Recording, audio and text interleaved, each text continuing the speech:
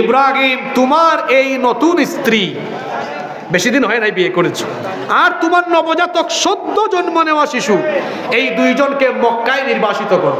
জোরে বলেন তো কোথায়? এখন মক্কা নগরীর জনসংখ্যা অনেক।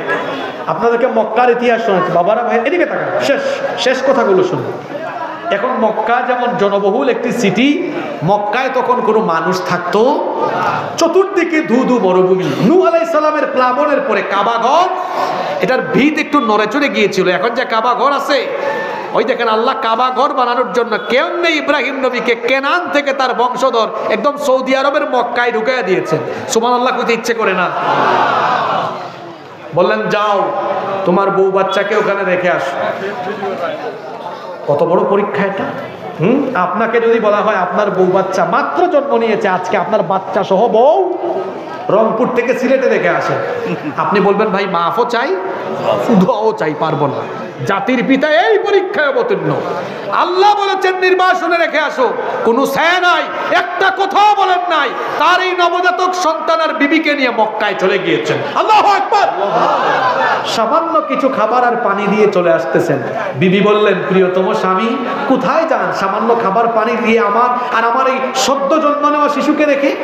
আরে জাতির পিতা কথা বলতে পারতেছেন না, চুপচাপ শুধু এভাবে আঙ্গুল উঁচা করলেন আসমানের দিকে, এভাবে আসমানের দিকে আঙ্গুল ইশারা করলেন, বুঝালেন কার ইশারায় হচ্ছে, কার হুকুমে হচ্ছে।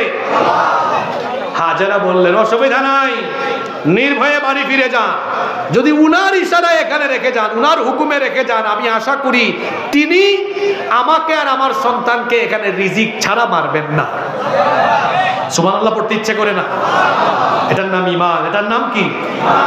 যাওয়ার সময় ইব্রাহিম নবী দোয়া করেছিলেন, সময় সংক্ষেপ করছে, আল্লাহ আমার স্ত্রী আর আমার বাচ্চাটার জন্য খাবার দাবারের ব্যবস্থা করে দিও, মানুষের মন তাদের দিকে ঝুঁকায় দিও, তাদেরকে দিয়ে নামাজ কায়েম করাইও। কয়টা দোয়া করেছে? আঙ্গুল দেখে বলেন কয়টা? এক।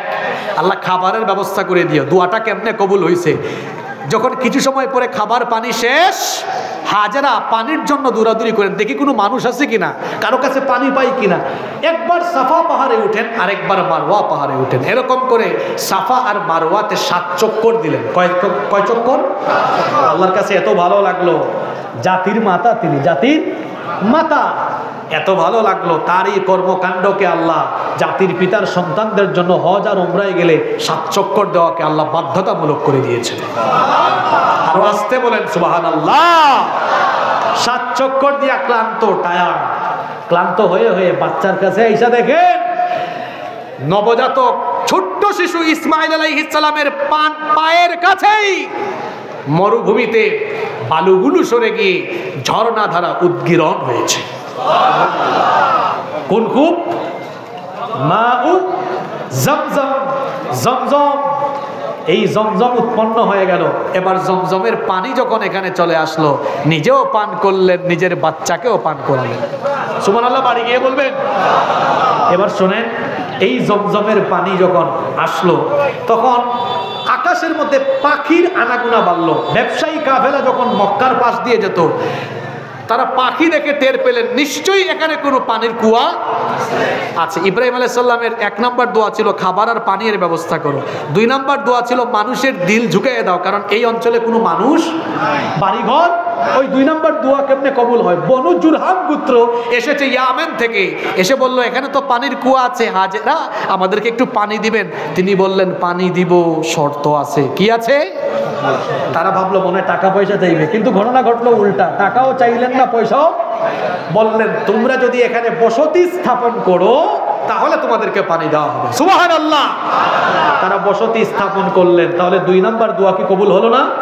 এই জুরহাম গোত্রেই বিয়ে করেছেন ইসমাইল আলাইহিস সালাম। পরবর্তীতে এই বংশধারায় এসেছেন মুহাম্মাদুর রাসূলুল্লাহ সাল্লাল্লাহু আলাইহি ওয়াসাল্লাম। 3 নম্বর দোয়া কি ছিল?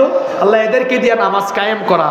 আল্লাহ তার ছেলে ইসমাইল আলাইহিস সালামকে দিয়ে বাপ বেটা দুজন মিলে কাবা ঘরের সংস্কার সেখানে করেছিলেন।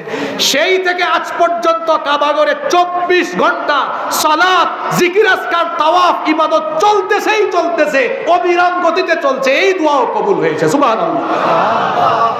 তাহলে তিনি 7 নম্বর যে পরীক্ষায় অবতীর্ণ হয়েছেন, সেই পরীক্ষায়